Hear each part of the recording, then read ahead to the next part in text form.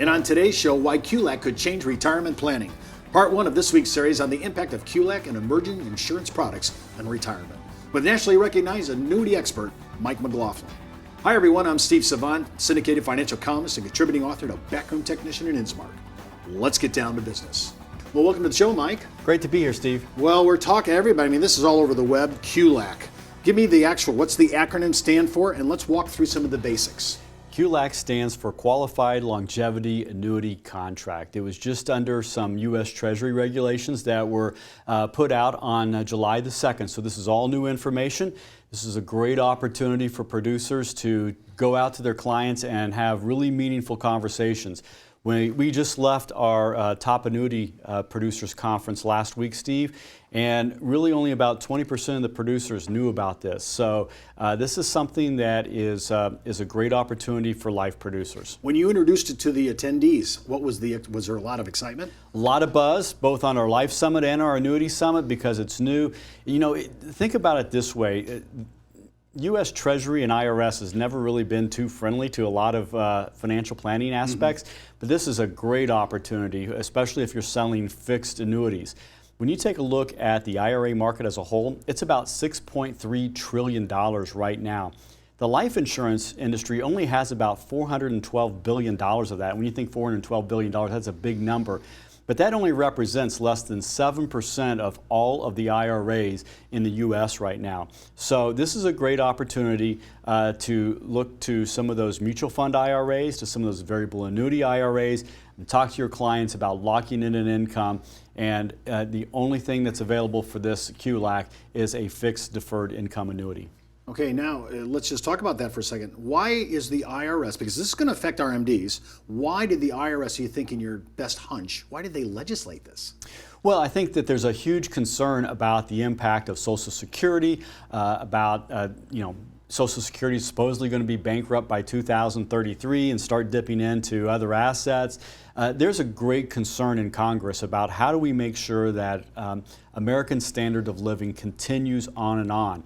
And the QLAC is a great opportunity to protect that income long term. Now, I'm looking at some of the qualified plans that we could use for this, right? So we're looking at, of course, 401A, 401Ks, 403Bs, government 457Bs, and individual retirement accounts. So this looks like ERISA is completely represented here. Yeah, absolutely. Now, obviously, you have some concerns here with some of the plan documents, but I think that the biggest impact right now is individual retirement accounts. A lot of carriers are starting to look at QLAC-friendly policies. There are some specific language that has to be put in place, but the reality is that those will all be put in place most likely sometime in November, so I would have no hesitation about bringing this out to clients right now.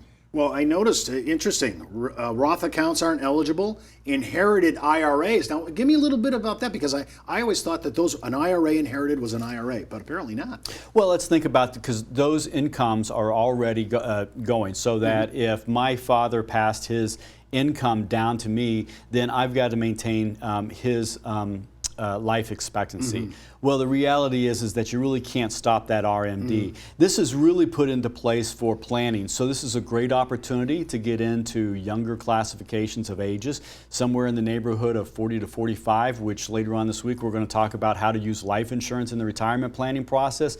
This whole QLAC opens up a brand new opportunity to talk about retirement income and alternative ways to do income as well. One important thing here with pension plan, the pension plan documents, that's going to be tough to change just because of all the cost associated with that.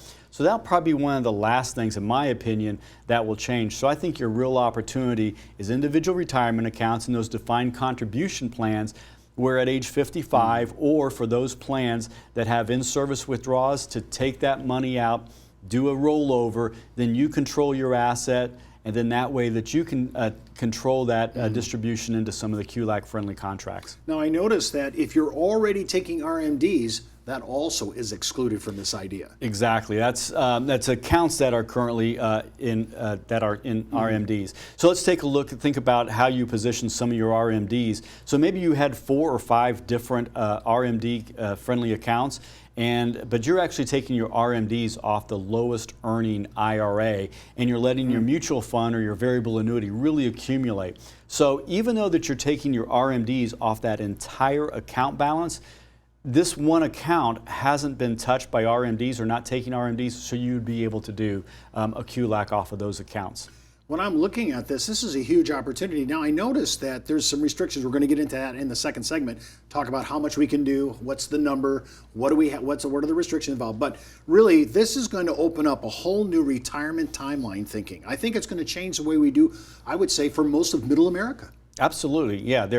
Like I say, it's going to get into younger people, which gets into the opportunity of not only thinking about income, but assets, but think about how are you going to protect that long-term income.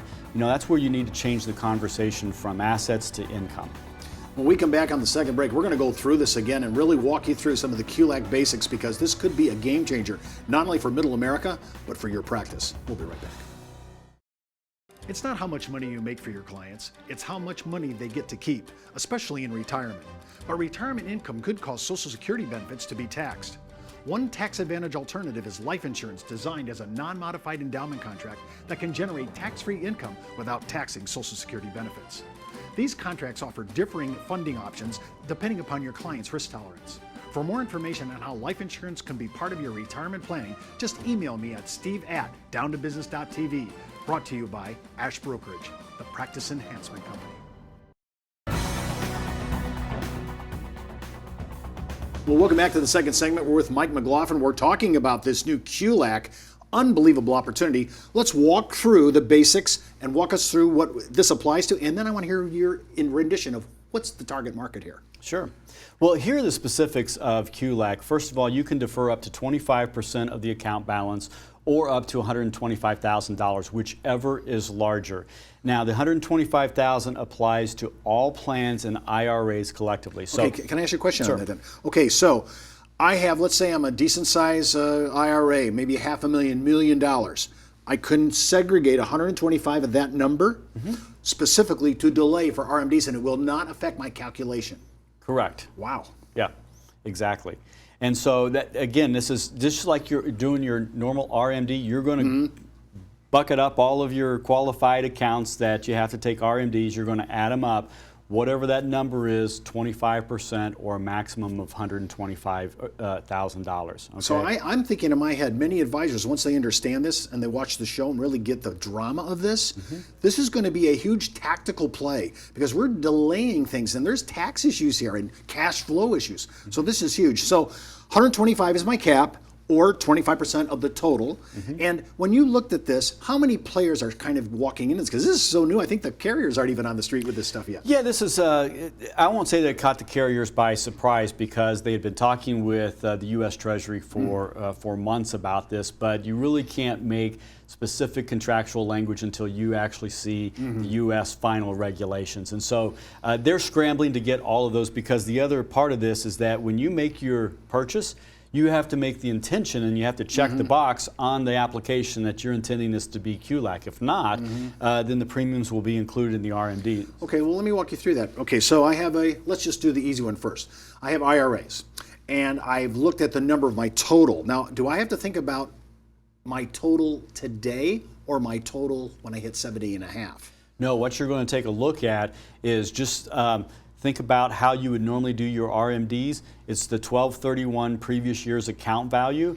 And so whether you're 60, 65, or 70, you're going to look at the previous year's 12/31 account value, and then that's the amount that you take either 25% or 125,000 of. All right? Okay, so when I do that, that's going to change. I would have to say that if you're really a schooled retirement advisor, this is going to change almost every plan that you've touched, especially with affluent Americans. Yeah.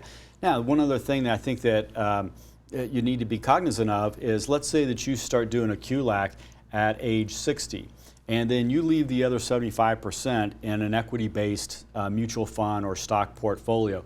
And by the time that client reaches age 70, that's grown quite a bit over that 10-year period, which we would all hope that the equity markets would do. Then at age 70, you can peel off another amount to equal 25% of the total account value, because what you've actually done is you've frozen that $125,000 indefinitely.